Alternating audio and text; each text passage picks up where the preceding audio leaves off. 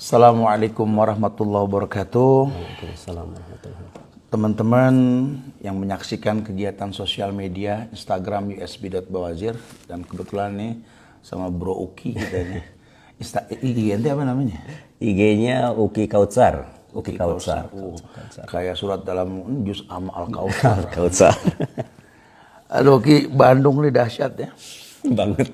Kalau Anda pikir dahsyat tuh bukan dahsyat gimana? Dunia anak muda banget di mana, di Bandung. Ya.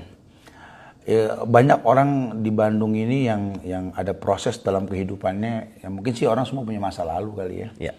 Tapi kayak kalau terlalu ngomongin masa lalu mulu, lama-lama kita nanti malah bangga dengan masa lalu.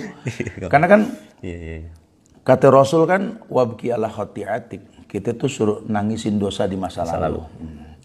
Takutnya kalau terlalu banyak ngomongin masa lalu, malah kita bangga dengan masa lalu, kan bahaya. Iya. Nah, makanya sering ngomong, ini sekarang nih orang kalau udah hijrah, udah kunci masa lalu.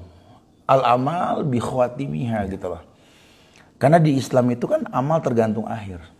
Iya, dapat ke bawah ya. Iya, orang nggak usah dikotak-atik masa lalunya, udah. Karena sering bilang tuh kalau di kajian tuh, kalau orang bule tapi lahir di Tegal, saya wes gitu loh. Yang udah gitu loh. Iya, karena al-jaza bijinsil amal, balasan tergantung perbuatan. Jadi walaupun mungkin sebentar kita berbuat baik, tapi kan endingnya bagus. Iya. Amin. Ente nih mungkin ya. Orang kan tahu sosok ente kan dulu mungkin memang ya kita sama-sama orang yang pernah ngalamin dunia seni ya. Susah deh kalau seni, cuma seniman yang paham gitu. Ya. Kalau seniman itu kan popularitas itu kan bukan target. Bukan. Tidak pernah. Tapi lebih ke kepuasan batin ya. Nafsu. Nah, itu tuh kita pengen jelasin ke orang tuh gini. Untuk meninggalkan sesuatu yang buruk dan memulai sesuatu yang baru itu mungkin memang enggak seringan lisan ini berkata. Iya, enggak sering. Tapi kok mampu? Iya. Nah, tuh kita pengen berbagi tuh. Coba ente lebih paham lagi enaknya kayak gimana tuh. Kayak teman-teman yang pada pengen juga meninggalkan masa lalu tuh, supaya mantap untuk melangkah tuh paling nggak ada bayangan deh. Kira-kira gimana tuh? Iya. Ini lu sambil minum-minum ya? Siap, minum. Ya. Gimana? Kalau orang seni pasti awalnya kita punya passion, segala sesuatu pun pasti berangkat dari, Ustadz juga kan suka melukis, pasti awalnya pasti untuk kepuasan diri kita sendiri. Emang. Seiring dengan skill kita bertambah, otomatis kadang-kadang juga niat itu akan berubah. Kadang-kadang kalau dulu awalnya kita pengen gitar tuh cuma pengen kelihatan keren aja dulu, main musik pengen kelihatan, dan awalnya pengen kelihatan kayak idola kita awalnya. Seiring ternyata disukai wanita. Nah itu dari jadi tahapannya itu bertahap sampai pada akhirnya, sampai pada di titik puncaknya kita merasakan semuanya itu adalah serba kosong. Cuma awalnya tuh pasti kita semua punya niat yang sama. Kita punya passion, kita pengen ngelakuin hal-hal yang membuat kita sebenarnya diaku senang gitu, dan kita senang kalau karya kita ini diakuin sama orang. Seiring bertambahnya usia, nikah, niat itu berubah. Dulu saya sendiri suka main musik karena suka. Lama-kelamaan kalau udah punya anak, punya istri, otomatis jadi ngasih makan anak, ngasih makan istri, berubah. Sampai pada akhirnya mengunci. Nggak bisa kemana-mana. Kalau nggak gini, bisa jadi kamu akan kehilangan ini semua. Nah, yang paling susah saya lihat sih kalau misalnya kebanyakan orang seni adalah meninggalkan, ketika hijrah itu pasti di pola pikir mereka tuh ini kita akan downgrade kehidupan. Otomatis secara tidak diakuin akan berkurang. Berarti kayak takut ditinggalin sama dunia ya? Jadi gini ya, ada di istilah itu kalau di kita tuh kayak gini. Zaman dulu zamannya infotainment tuh kalau kita dikejar-kejar infotainment sebenarnya kita benci. Waduh jangan lagi gini, tapi gilirannya itu nggak ada. Kadang-kadang kok sepi ya gitu. Jadi benci tapi rindu. Benci tapi rindu. Jadi kadang-kadang saya lihat pernah baca buku juga. Jadi kadang-kadang orang kaya pun juga nggak cukup kalau nggak terkenal. Jadi pada akhirnya Iya. niat yang itu tuh bisa berubah. Memang di awalnya kita nggak nyari keterkenalan Iya, karena memang kayak Rasul bilang tuh, emang umat manusia ini kalau umatku kalau dikasih 1 lembah emas, diminta selembah lagi. ya minta semua. Nggak ada beres ya, Bang. Masya Allah ya. Jadi memang yang Ana rasain dulu kayak gitu. Alhamdulillah. Kadang-kadang kalau udah ngerasa, ya nggak ngerasa di puncak, cuma pada saat itu Ana udah ngerasa ini kayaknya udah nggak mau kemana lagi dari sini. Terus yang mau ditanyain apakah ini membawa saya ke dalam tingkatan akhirat yang lebih baik atau enggak sih perbuatan saya ini gitu. Jadi mulai bertanya-tanya karena gini Ustaz, Ana musisi hidupnya pasti akan ramai dimanapun. Dulu nggak musisi sih, selebriti lah ya, yang pesohor. Di mana-mana pasti rame gilirannya itu sendirian, punya waktu sendirian untuk berpikir, pasti dia tuh paling ngeri kalau sendiri. Ini anak pribadi yang ngomongin tentang sendiri. Ketika sendiri itu banyak tuh pertanyaan dalam, karena kita cuma ditinggal sendirian sama. Emang gini sih ya, Be. Kan Allah udah bilang, wa ma khalaqtul jinna wal insa illa liya'budun ya. Emang Allah nggak ciptakan jin, nggak ciptakan manusia kecuali untuk beribadah. Ya. Jadi sebenarnya memang basicnya manusia itu fitrahnya itu ya. Seneng ibadah gitu loh, bro. Jadi mungkin cuma terkadang mau mulai dari mana nih bingung. Makanya kalau Nabi dulu waktu beliau mau diangkat jadi nabi, jadi rasul tuh ujlah. Ujlah itu istilahnya menyendiri. Iya. Orang kalau mau merenung sedikit aja dari hidupnya, pasti dia butuh Tuhan. Nah, kalau dia sudah butuh Tuhan, dia akan mencari Tuhan. Ya Muhammad, ya Ibrahim begitu. Cuma ya jangan serampangan, nyari-nyari sembarangan di mana. Akhirnya kan nanti ada ketergantungan tuh. Mungkin memang doa orang tua. Iya. Atau mungkin kita pernah berbuat baik ini nggak berasa. Iya. Karena kan kalau Nabi mengatakan hal tunsoruna wa turzakuna bidu'afaikum gitu kan. Iya. Sebenarnya kamu tuh tertolong. Ya. Kamu tuh dapat rezeki karena doa orang lemah yang pernah kamu bantu, ya kan? Ya kita nggak usah nyebut-nyebut ya apa yang pernah kita perbuat ya. Tapi yang pasti Allah tuh nggak pernah la yudiu amalal mu'minin lah istilahnya. Allah tuh nggak pernah menghapus kebaikan orang beriman, gitu loh. Itu yang setelah kita hijrah nih kita belajar. Ya kalau ingat itu sih jangan jadi sombong ya. Kadang-kadang gini bro, orang kalau ingat kebaikan terus pindah napas ke hidung, gitu jangan. Gue nggak demen tuh, napas dari mulut, ya hidung semprot kan gitu ya. Jadi pada akhirnya sih memang tadi yang bilang, kalau dibilang dunia mah nggak ada selesainya ya. Kita nggak tahu mau sampai kapan. Cuma ada titik jenuh kan? Ada titik jenuhnya. Ada titik jenuh karena pada akhirnya kita butuh yang terbaik, yang memang pengen ending yang baik deh. Ending yang baik itu kan tentu akhirat. Cuma kalau kita lagi di dunia ngomongin akhirat kayaknya ya kayak kita ngomong di tongkrongan. Dia lagi pada ngomongin dunia, lagi ngomongin musik kita datang ngomongin firman Allah, ngomongin hadis. Ini tendang ya. Tenang langsung dikepret enggak kan bagus. Ya bukan berarti enggak. Timingnya. Iya, timingnya aja, Masya Allah. Masuknya. Lo mau bawain gua apaan, bro? Ini ngobrol kagak ada makanannya. Iya, Bang. Nih nomor teleponnya catat nih. Gua udah punya teman kayak begini nih. Masya Allah. Ini Bandung, bro. Bandung apa yang nggak ada makanan di sini? Apa Pisangnya ajib. Pisang apa namanya? Pisang keju. Kagak ajib, pisang keju biasa. Namanya pisang keju. Berarti kan buat teman-teman. Aneh pikir jenis pisang baru. Ada pisang kepok, pisang raja serai, pisang ajib. Ya, pisangnya udah gue paham. Ya, syukuran bro, kasih. Gimana lagi? Iya, seperti itu tadi bilang titik jenuh. Yang dulu pertama kali Ana rasain tuh dulu ingat banget titik baliknya itu adalah waktu ketika manggung, pulang tidur di kamar sendirian. Biasanya tuh kita tuh paling sepi kalau tidur biasanya suka setel musik Ustaz. Iya. Tapi khusus malam itu, turun panggung itu kalau musisi pasti telinganya kalau bahasa Sundanya ngejelengin. Masih ke bawah ya? Ke bawah karena berisik. Kenapa malam itu nggak tahu kenapa saya pengen matiin, terus sempat kayaknya udah lama nggak dengar Al-Quran gitu karena ibu tuh sangat nitip itu waktu itu lagi kangen sama ibu. Ini salah satu awal terinspirasi untuk meninggalkan itu masa lalu. Awal karena awalnya sebenarnya ingat sama ibu sih karena ibu tuh selalu nitipin kalau dulu waktu SD SMP itu Al-Quran tuh cuma kayaknya udah hampir setahun nggak dengar gitu cuma pengen karena kangen didengerin tanpa disadarin. Ya itu langsung bicara dengan diri sendiri. Apa yang saya lakukan tuh benar, apakah ini Allah ridho nggak sama ini sih mau dibawa kemana hidupnya. Terus yang paling terakhir adalah ini kalau bahasa Sunda mah orang hidup udah kieu wae mau gini-gini aja gitu hidup tuh gitu. Apakah gini aja, apakah nggak ada berubah. Terus yang paling parah adalah kok nggak ada jaminan, saya nggak ngerasa terjamin kalau saya ini bisa melakukan amalan yang masuk surga. Maksudnya ada keraguan di situ. Jangan sampai, dan paling ngeri nih ya Ustadz, kita tuh kalau orang yang sering berangkat naik pesawat tuh paling ngeri tuh kalau berangkat meninggal di pesawat. Itu yang paling kita ngeri. Ketika yang paling takut. Terus kebayang gitu kalau meninggalnya beres manggung terus kayak gini gimana ya yang kayak gitu-gituan. Nah itu kepikiran, banyak kepikiran. Dalam salah satu doanya waktu itu, ya Allah pertemukanlah aku dengan teman-teman yang mengerti agama. Jadi pengen, emang nggak punya dulu kan teman-teman yang mengerti agama. Jadi mencari, kayaknya hidup tuh masih di perempatan gitu, mau kemana ini saat itu sih memang kita belum tahu. Nabi bilang almar'u ala dini khalili, sebelum paham ya. Artinya ya, gini, orang tuh tergantung agama temennya. Cuma ya hukum asal manusia tadi pasti seneng sama yang baik-baik karena jenuh. Kan kalau ada istilah ulama tuh di Islam tuh sodiku kaman abkak laman adhakak, itulah.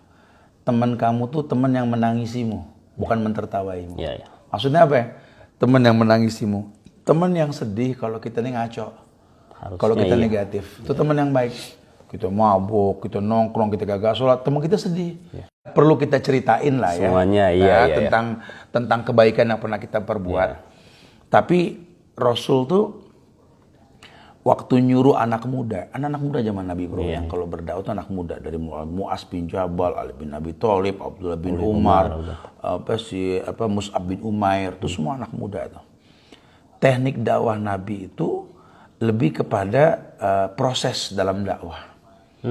Kalau Mu'az bin Jabal itu kan diutus ke negeri Yaman, Nabi nggak nyuruh untuk merusak adat yang ada. Ente tahu gak bro? Yaman itu negerinya Ahlul Kitab. Yaman itu dulu tuh Yahudi, Nasrani di sana isinya.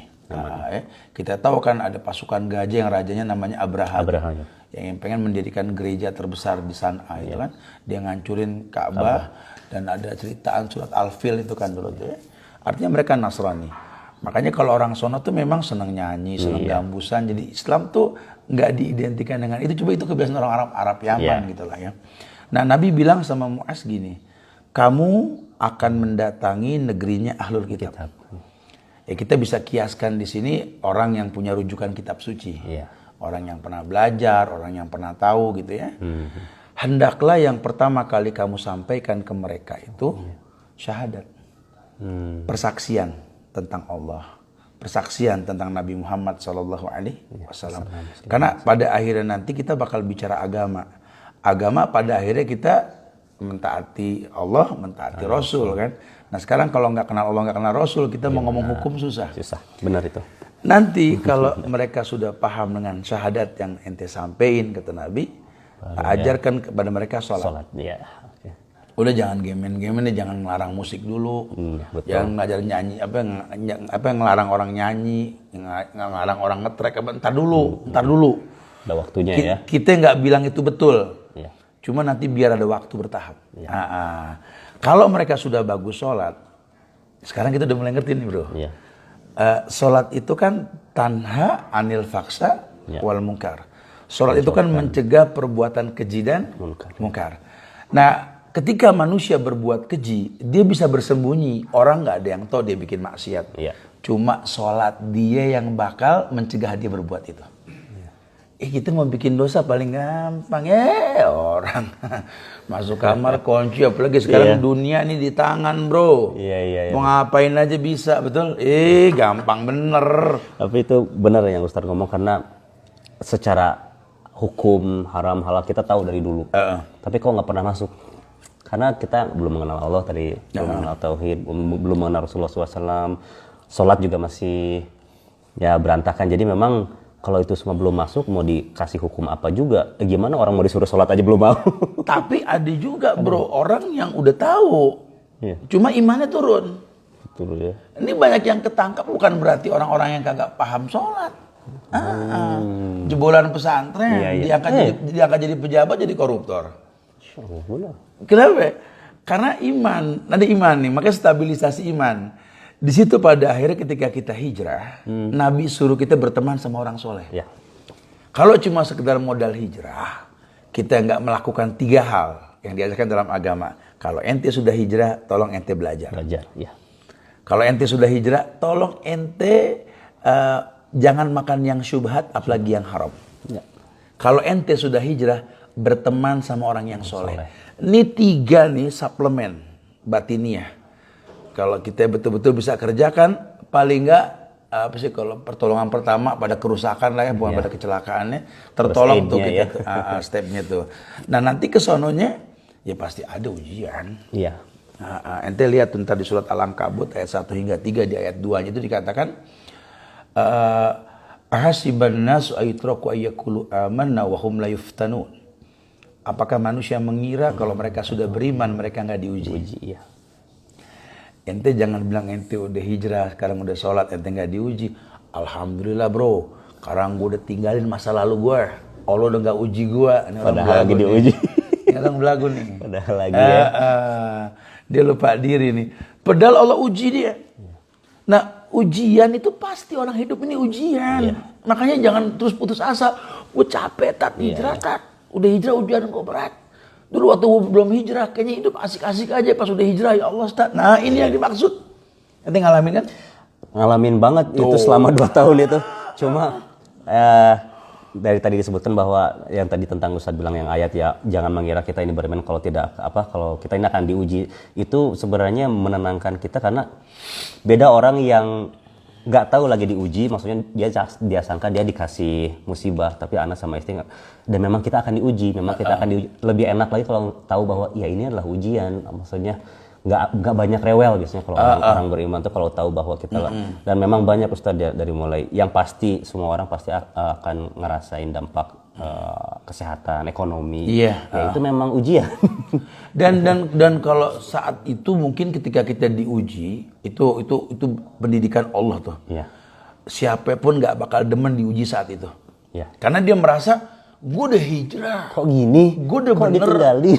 Kok kayaknya ya Allah, gue harus gimana dong? Komplain tuh. Sekarang kita malah senyum. Iya. Gila. Ternyata itu tuh memang hidup nge-gym gitu supaya kita kuat.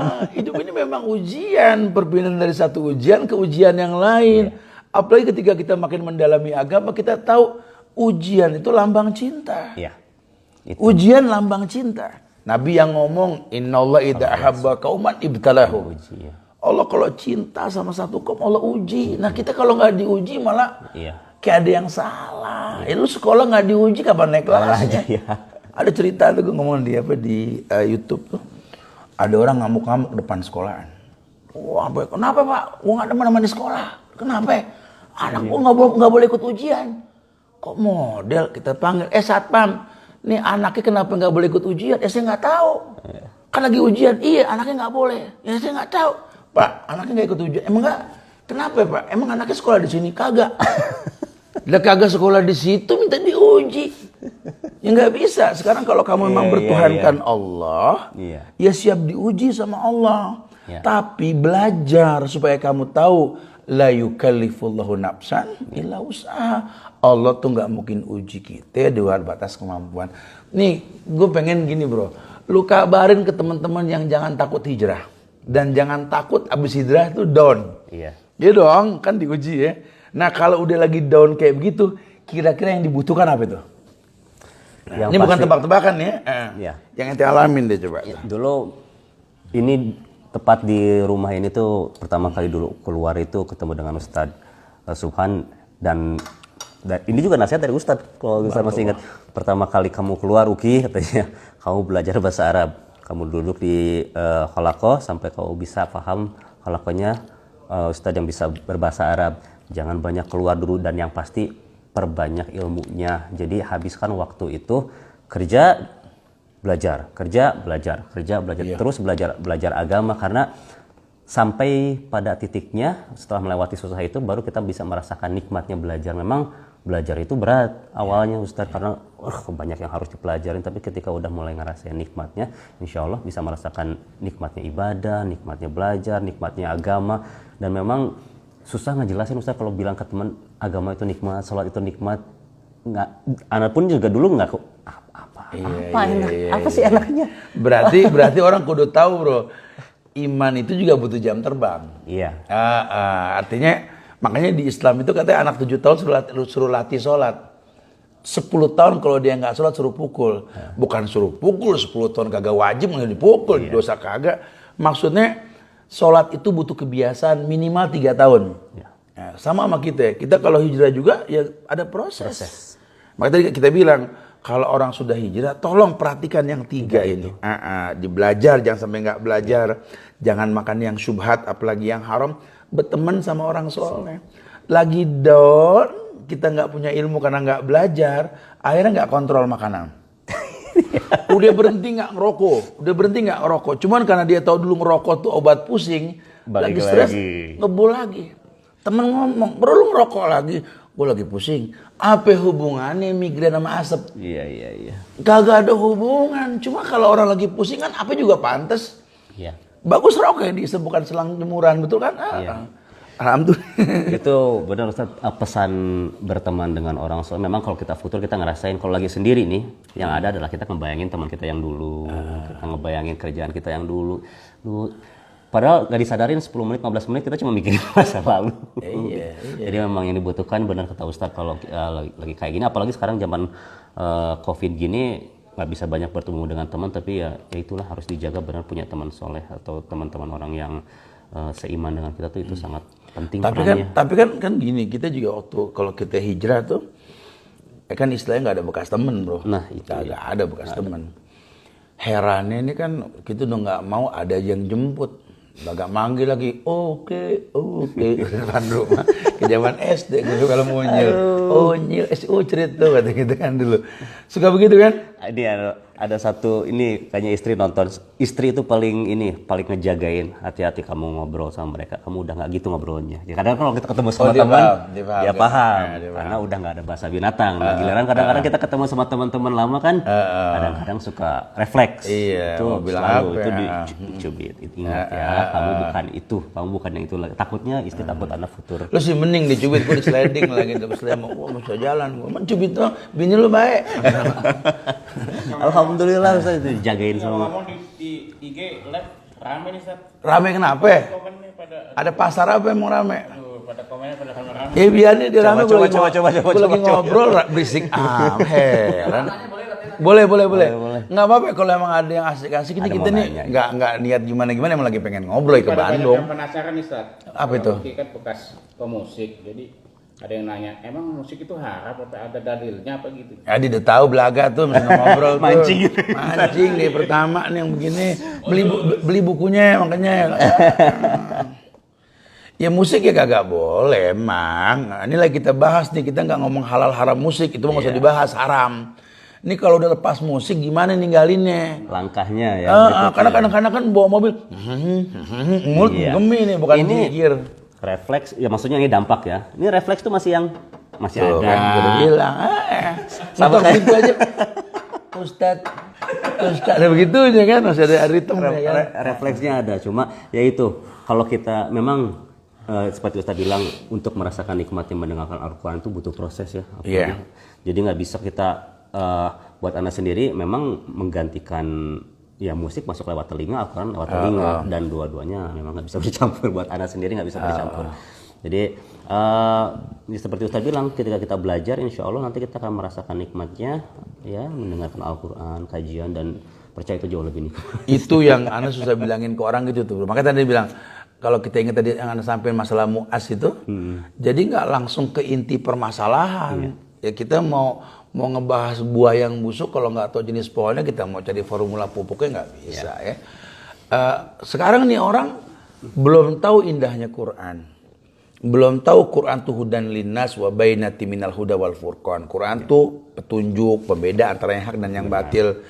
Kita main bilang jangan musik, lu ngaji. Iqra 2 aja kagak hatam-hatam juga mau ngaji gimana, nggak bisa. Makanya gini, itu akan hilang dengan sendirinya. Ya, benar. Itu akan hilang dengan sendirinya. Ketika ja'al haq wa zahaqal batil. Datang yang hak, yang batil pasti mingser. Yang paling bahaya kan kalau orang pengen coba-coba mengkolaborasi Pastikan duanya. antara yang hak dengan yang batil. Quran lah dimusikin, ya. Akhirnya yang ada muskilah. Ya. Ada mau ngobrol apa tuh? Ustaz, kenapa sih orang yang hijrah itu identik sama udah gak asik lagi? Gue nggak tahu, gue sih nggak begitu, enak aja. Mungkin teman antumnya nggak asik. Emang bawaannya nggak asik, tuh orang garing kali ya. Mungkin beliau sebelum hijrah juga udah garing, jadi memang nggak, itu salah banget ya Ustaz ya kalau Coba deh jujur ya, mungkin dulu kita punya temen, kini dulu ngobrol di infotainment, celebrate bro, gile kan, gitu. Ini dunia entertain. Nah sekarang kita ngomong agama, asik gak? Asik. Berasa gak berapa jam kita ngomongnya? Ada apa sejam belum? Nggak berasa waktunya. sebenarnya yang bikin orang itu akan terasa kaku kalau nggak sedunia. Bukan kan. dari agama aja ya. Ana misalnya suka motor, beliau suka mobil, mau ngobrol juga nggak akan nyambung. Nggak nyambung. Sama seperti agama. Kalau misalnya kita di sini, alhamdulillah kita semuanya pada senang sama agama, kita ngobrol jadi asik. Dulu kata Nabi, ada orang yang paling jauh tempat duduknya dari Rasul di akhirat nanti. Yang pertama Astar Sarun, yang kedua Al-Mutasyaddiqun, yang ketiga Al-Mutafayyihikun. Kata sahabat, kalau Astar Sarun kita paham deh. Kalau Al-Mutasyaddiqun juga sama. Ini dua-duanya ini orang yang ngomongnya mendayu-dayu. Yang satu banyak ngomong, yang satu ngomong dipaseh-pasehin. Bikin-bikin. Kalau Al-Mutafayyikun itu orang yang sombong. Di situ Nabi jelaskan, kalau orang itu dibikin-bikin tuh sebenarnya Nabi nggak demen. Iya. Ya di suara kalau ngomong berubah nih, kita ngomong sama anak muda, lo mau kemana? Sama yang tuan, mau kemana? Bijaksana ya. So gitu tuh. Ana sering bilang bro, ya di istilah tuh alazifi itu hidup tuh apa adanya ngalir. Ya kalau ente udah begini, cuma mungkin ada sedikit penampilan beda aja deh ya. Kita mulai menegakkan syariat sunnah Rasul nih ya. Laki yang pakai jenggot kalau nunggu ya kan. Celana yang nggak boleh lewat mata kaki ya. Dan itu nggak mengurangi kegantengan kita kok. Iya. Masih bisa. Kok nggak demen kalau gini. Ya, ada lagi apa David? Ini Tat, masih yang lanjutan yang tadi nih Tat kayaknya. Iya betul. Kalau udah hijrah tapi nggak bisa ninggalin teman-teman lamanya gimana Tat? Mungkin teman-teman lamanya belum ikutan mungkin, belum gimana Tat? Begini sih ya. Makanya tadi tuh bro, ada proses dalam hijrah. Ya, ente kalau udah hijrah belajar. Jadi kalaupun mundur teratur nggak berteman lagi, bukan mutusin hubungan. Cuma kita mundur teratur dalam artian kita ini berusaha untuk memiliki ilmu dulu. Nah ketika sudah berilmu, kita datang lagi. Karena gini bro, ini kita dibikin ikatan pertemanan sama Allah sama ke dia gitu tuh. Karena tuh nggak main-main. Bahkan teknik dakwah Nabi kan mengatakan walakin sahibukum hadza khalilullah. Tetapi sahabat kalian ini kekasih Allah. Nabi itu selalu pakai bahasa pertemanan, persahabatan. Jadi harusnya kalau udah hijrah, ya dia harus tahu konsekuensinya belajar. Nah, teman yang sudah hijrah dan kita tahu dia hijrah dirangkul. Ya suruh dia berteman. Gue masih ingat karena ana ngalamin proses hijrah juga bro dulu bro ya. Jadi ana ngomong sama ente waktu itu kan, bro biar gimana yang namanya mutiara tuh mutiara walaupun dalam cangkang yang berlumpur. Yang namanya berlian tuh berlian walaupun dalam tumpukan batu di atas gunung gitulah. Jadi ketika kita tahu bahwa kita punya kelas, kita punya dasar mewarnai bukan diwarnai. Nah kalau dia sudah sadar kayak begitu asik, kesononya butuh penjagaan Tuhan. Penjagaannya apa? Jangan makan yang syubhat apalagi yang haram. Nabi yang ngasih bocoran nih, orang yang menjauhkan syubhat, ya Allah akan jaga dirinya, agamanya, kehormatannya. Mungkin ada temen yang mau ngegoda, Allah jaga, nggak kena, gitu ya. Jagain. Ya kan kita nggak tahu namanya temen, nggak semua seneng kita hijrah kan? Ya, oke hijrah, wah kacau dah.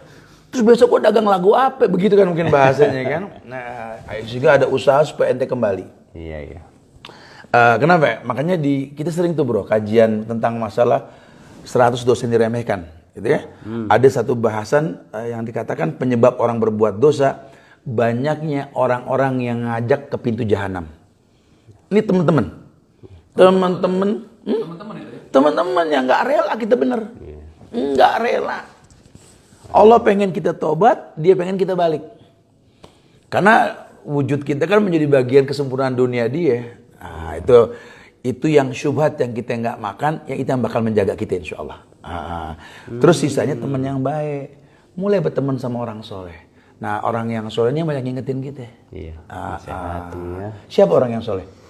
Ini pemirsa kita nih. Masya Allah. Orang-orang soleh nih.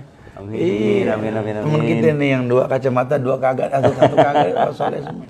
Masih raru nih pada pergi semua. Insya Allah. Jadi gimana tadi tuh pertanyaannya ini ya apa kepada teman-teman kita yang tadi itu ya yang paling banyak ya sama anu juga dilema itu Ustadz yang tadi Anda cerita juga ya. Memang ketika hijrah itu kita tuh seolah-olah nggak ada temen, benar-benar sendirian selama setahun itu benar-benar nggak punya temen gitu. Walaupun baru ngaji tapi kayaknya tuh kok kayak teman-teman kalau di pengajian aja gitu. Tapi memang pada akhirnya nggak harus minta kepada Allah, ya Allah pertemukanlah kita dengan teman-teman yang baik. Alhamdulillah Anda di sini juga mengingat 2 tahun kemarin pertama kali keluar dari band terus ketemunya di sini tuh dalam keadaan galau Ustaz. Gak ada teman tapi alhamdulillah sekarang paling senang tuh kalau melihat doa terkabulkan. Oh iya sekarang punya teman banyak Ustaz. Oh iya tapi kemarin-kemarin Anda udah berhenti minta doa ini kenapa? Karena alhamdulillah teman-teman banyak dikasih pertemukan dengan Ustaz. Jadi kadang-kadang nggak sengaja kita itu dulu Ana doa-doa ini sempat nggak dibaca lagi. Alhamdulillah pas dilihat ke belakang ada yang sudah terkabulkan dari teman. Terus kalau misalnya masalah harta segala macem gitu. Alhamdulillah paling senang tuh itu kalau melihat. Tapi ada doa bro, ada doa yang Nabi baca. Nabi yang dipastikan surga, maksum. Tetap masih baca ya. Dia tetap mengatakan, ya muqallibal qulub, sabit qalbi ala dinik wa ta'atik. Karena gini nih, kita kan nih tahu nih, dalam Islam kan iman naik turun. Banget. Kayaknya kita ini udah sempurna iman. Padahal besok kita down. Mungkin fitnah. Masih Fitnah anak, fitnah istri, fitnah keluarga. Ya namanya manusia. Nah itu yang kita minta sama Allah selalu ya muqallibal qulub sabit qalbi ala dinik wa ta'atik. Di tempat-tempat yang mustajab kayak waktu hujan. Ini kan Bandung kayak Bogor hujan mulu. Tempat mustajab. Enggak usah pindah ke Bandung penuh macet ya. Apalagi di sini. Tempat mustajab di Bandung, Bogor juga jangan, di Jakarta ya pada deh ya. Terus juga ketika azan dan iqomah tuh waktunya mustajab ya. Ketika kita sedang diuji oleh penyakit, masih punya orang tua ngalah berkah. Aduh Masya Allah ya. Oh iya. Masalah orang tua tuh, kan orang tua taunya kan kita sukses dengan masa lalu tuh. Ketika kita hijrah, kadang-kadang ujiannya orang tua loh. Banget. Lu hijrah, lu mau makan apa gitu ya? Dia kan tahu kita orang Indonesia mau makan apa? Nasi. Nasi kagak habis lu kering jadi rengginang, betul kan? Kadang-kadang suka macam-macam juga sih bikin bingung. Tuh gimana ngerasainnya dulu? Nah, yang paling orang tua memang yang paling pertama akan kita datangin. Sebab ngobrol sama istri juga harusnya pas kamu keluar yang pertama kali datangin adalah orang tua karena bukan hanya orang tua anak tapi mertua juga karena mereka pengen tahu anaknya gimana gitu. Jadi lambat laun sih anak pertama karena seniman kita dekat sama ibu seperti tadi Ustadz bilang. Pertama datangin ibu. Ibu ngobrol-ngobrol.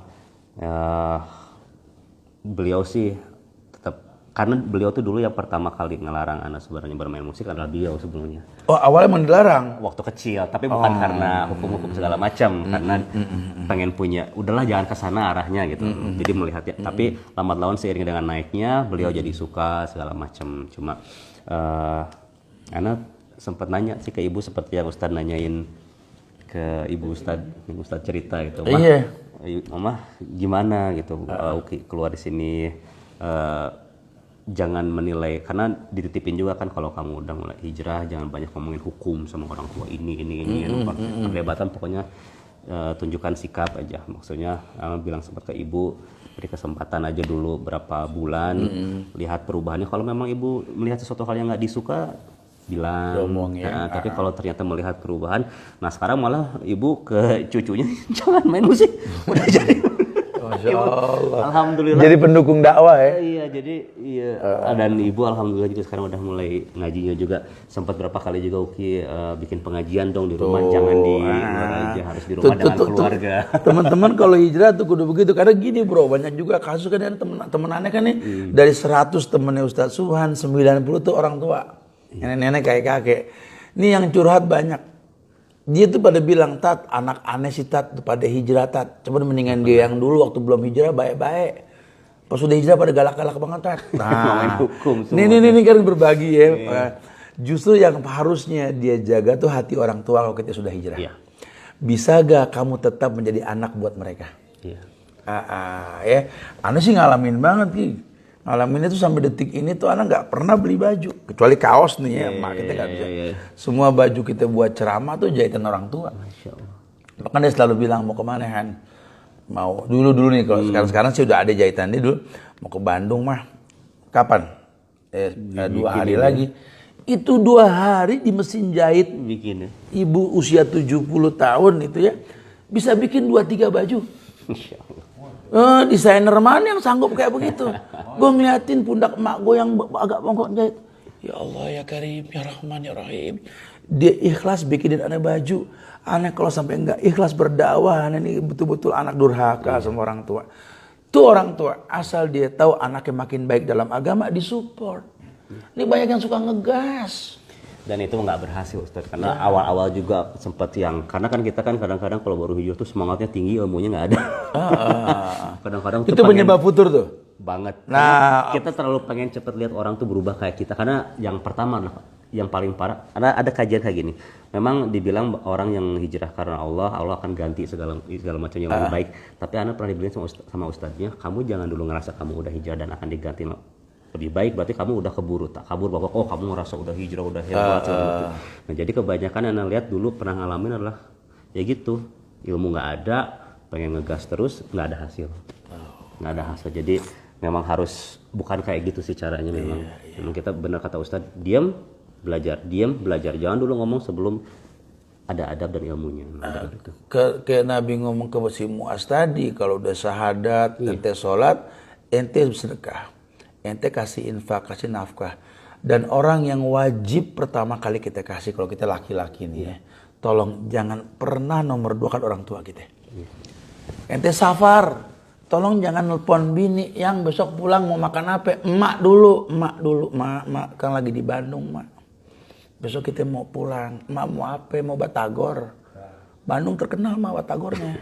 Apa mau pisang tengah-tengahnya keju nih, kayak gue makan sekarang nih. Mak mau apa? Tuh gitu aja tuh orang tua. Ya Allah, kayak metik buah nanam pohon berasa. Ini kadang-kadang emak nggak ditanyain. Nah itu kan masa kita hati. Yang ada besok nengokin, mak udah pulang nih mak. Mak makanan enak mau Bandung mak. Dicerita doang. Nggak bawa. Emaknya celam-celam. Main lidah begitu. Ini anak gue cekik dari belakang nih yang enak. Ya orang tua nomor 1. Itu kalau mau ngalah berkah ya. Apa. Obat galau apa? Terkadang kita mengenang masa lalu yang tampak. Untung gue bukan apoteker nih. Udah bahasa obat gue bingung. Kan galau itu kan bahasa Indonesia artinya kan apa sih? Kayak perahu di tengah laut nggak tahu mau kemana aja mungkin ya. Ini mau kemana ya?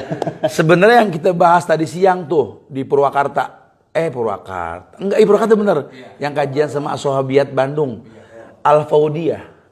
Faudiyah itu orang yang labil. Iya labil. Orang yang nggak stabil.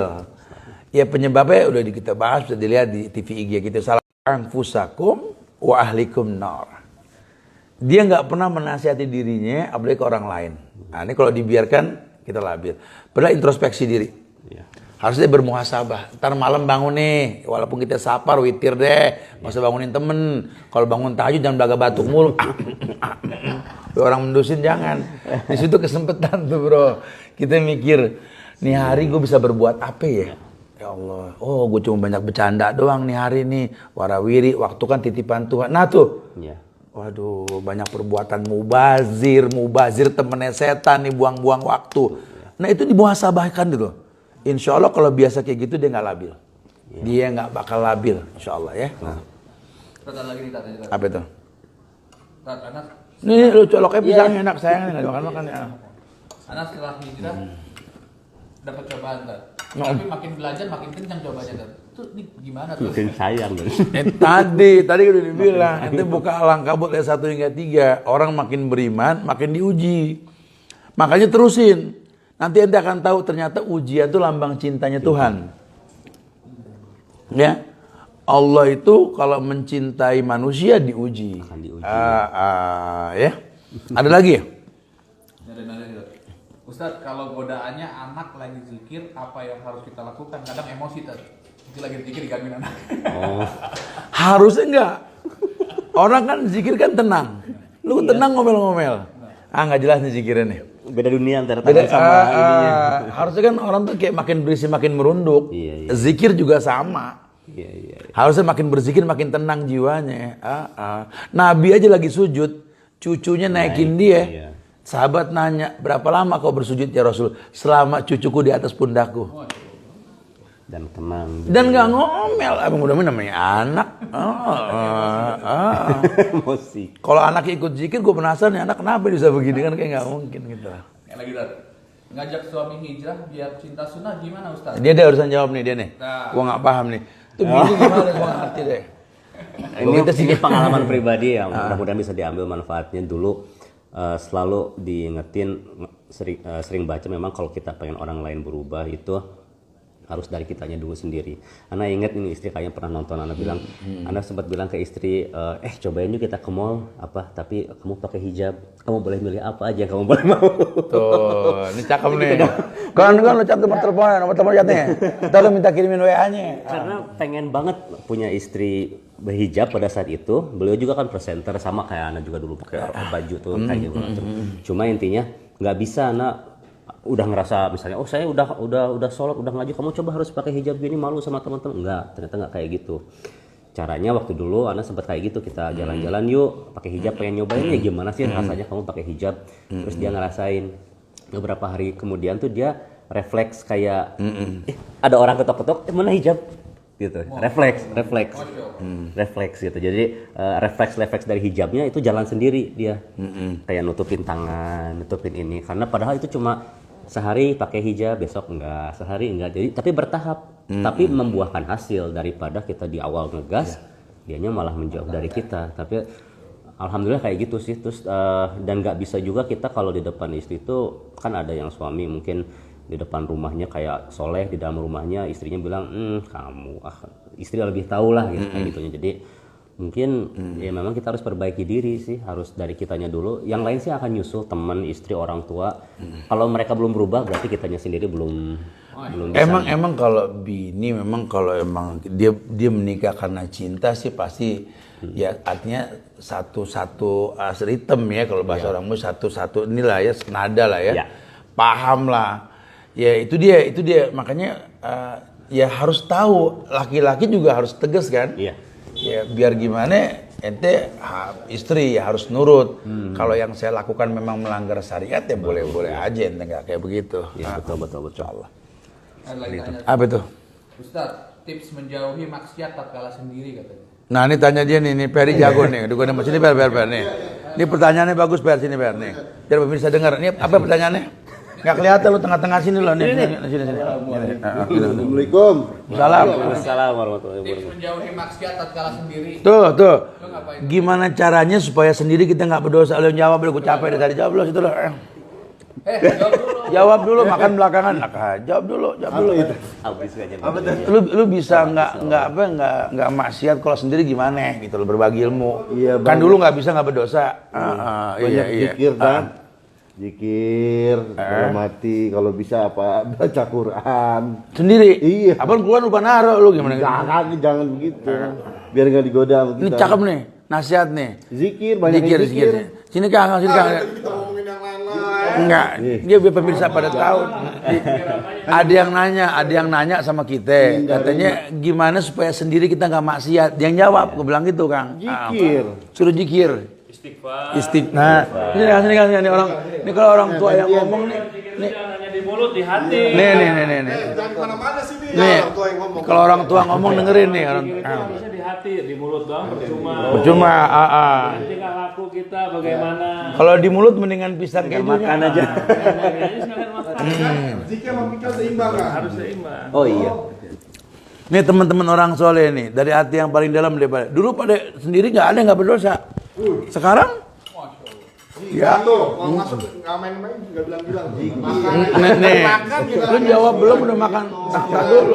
Ini ditungguin Tat, jadi tipsnya apa nih Tat? Iya, sebenarnya sih satu kuncinya begini, kita kenal Allah dulu. Kalau kita sudah sadar bahwa inna alaikum lahafizin kiraman katibin ya'lamuna ma taf'alun, ada malaikat yang menyaksikan, paling nggak bisa meminimalisir. Ini aneh nyampein gini bukan besok ente maksum, tetap aja kita tahu olongnya kita bikin dosa kan. Cuma teman-teman soleh nih, lihatin teman-teman gua soleh semua tuh. Sat nanya, ini ada ya Sat? Saudara. Ya. Jadi intinya sih kita kalau hijrah butuh teman-teman soleh yang mengingatkan. Nah, ya lu juga kalau hijrah jangan jadi orang yang terus ya hanu ya hani, belaga kalem, biasa aja, cuma saling mengingatkan, ya. Masya Allah. Terakhir apa itu? Assalamualaikum Ustaz. Waalaikumsalam. Saya menjauhi teman saya yang suka minum alkohol. Tapi sepertinya saya diklaim sombong karena nggak mau gaul lagi. Gimana cara komunikasi? Coba tanya sama teman saya nih. Ini apa yang kang minum? Gimana Kak? Ya jangan aku loh, ketahuan ntar aslinya. Iya, dulu juga sahabat Umar Ibn Khattab itu kan ceritanya beliau suka melakukan itu ya. Karena beliau juga memang belum turun ayat tentang haramnya khamr kan. Tapi setelah dia tahu bahwa manfaatnya lebih sedikit ketimbang mudaratnya, dia tinggalkan. Dan dia langsung datang ke tempat tongkrongan untuk menjelaskan haramnya khamr tersebut. Ya. Jadi sebenarnya kalau kita mau ninggalin sebuah keburukan, jangan ikut-ikutan. Berilmu tentang keburukan tersebut. Nah, jadi besok kita mau ngulang, udah tahu nggak boleh nih. Nah, gitu ya. Udah, intinya pemirsa, ya, yuk kita hijrah. Ketika sudah hijrah, tolong pegang yang 3 ini. Jangan sampai nggak belajar, duduk di majelis ilmu. Tinggalkan syubhat, apalagi yang haram. Dan berteman sama orang soleh ya. Jaga ukhuwah di antara kita, semoga manfaat insya Allah. Ini direkam nih di TV IGTV ya, ini bisa dilihat insya Allah ya. Tunggu dialog-dialog santai kita bersama teman kita Uki dan teman-teman baru nanti nih ya. Iya, banyak. Pokoknya anak-anak lapangan yang bakal nanti menginspirasi kita. Begitu pula teman-teman dari MBI Muslim Baker Indonesia, mudah-mudahan ini menginspirasi kita untuk ngobrol santai. Ternyata agama tuh asik bro. Asal di mana saja kita tinggal, kita berada, jangan tinggalkan syariat agama. Agama asik ya? Islam asik bro ya? Salah lo kalau nggak belajar agama ya. Her, semoga manfaat. Assalamualaikum warahmatullahi wabarakatuh.